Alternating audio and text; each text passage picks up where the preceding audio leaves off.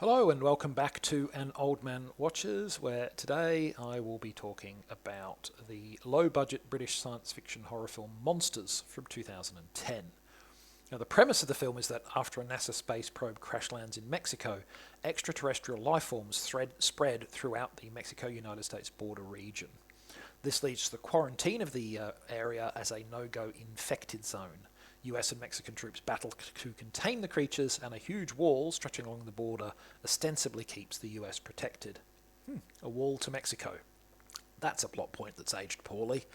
In any case, efforts to contain the monsters are not wholly successful, and sometimes the creatures make incursions into regions well outside the infected zone.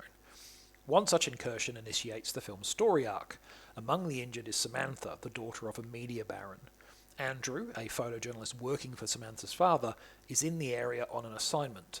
His boss contacts him and orders Andrew to ensure that Samantha is safely returned to the United States. Now, Andrew is not keen on the job. He wants to stay and take a front page photo instead. But when his boss threatens to fire him, Andrew is induced to agree. Now, Andrew soon locates Samantha in a Central American hospital, but that's only the first and easiest task in his assignment to get her safely back to the US. The alien incursion has severely disrupted travel options, so if they don't get out of the country soon, they could be stuck there for up to 6 months. And, wouldn't you know it, first one plan for escape goes awry, then another. It's almost like the entire premise of the film pretty much mandates that they'll eventually be forced to try and cross the infected zone itself. So writer-director Gareth Edwards reportedly conceived this film while watching some fishermen struggling to haul in their net. He started imagining that there might be a monster inside it, which led to the idea to make a monster movie set years after most other monster movies end, when people aren't running and screaming but life is going on. Rather than storyboard or script the film, Edwards wrote a treatment of the story and outlined detailed points that needed to be hit in the dialogue. After hiring a then real-life couple to play Andrew and Samantha, Edwards purchased high-end consumer-grade filming equipment rather than leasing the vastly more expensive professional gear, which, together with using off-the-shelf Adobe software for the visual effects, helped him complete production for well under $500,000. The resulting film enjoyed generally positive reviews and went on to bring in about 10 times its production budget at movie theatres. It also launched Edwards' directorial career into an entirely different stratus within the film industry. His next credit would be on the 2014 Godzilla film, and he followed that with 2016's Rogue One, a Star Wars story. So the film was certainly good for Gareth Edwards, but was it good for me? Well, the answer is yes and no. So let's start with the positives, because there generally is a lot to like about this movie. First, there's the beautiful locations. Edwards and his small team, most of the movie was made by 7 people sharing a single van, shot much of the movie in Belize, Mexico, Guatemala and Costa Rica, and they certainly found many visually arresting and interesting places to do their work.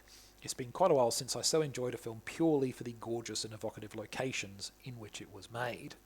Second, the alien monsters are great. They're dangerous and they're eerie and they're a little bit wondrous all at once. And to think that,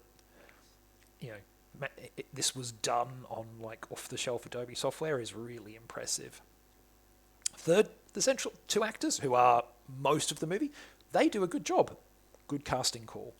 Fourth, the film has a rich atmosphere. It feels authentic in a way many movies don't. Possibly this is just because much of it was shot guerrilla style, which is to say that it was mostly filmed without authorization, using whomever the filmmakers happened to meet at the locations they found to shoot in. So there's quite a bit to like in Monsters, but the characters aren't one of those things. Let's be frank, Andrew is a jerk. While we will see over time that he has some regard for Samantha's safety, his initial motivations for helping her are entirely selfish, and he continues to act in unpleasant ways throughout the movie. For instance, he makes a series of increasingly creepy passes at Samantha, then non-apologizes for his behaviour by blaming it on the fact that he'd been drinking.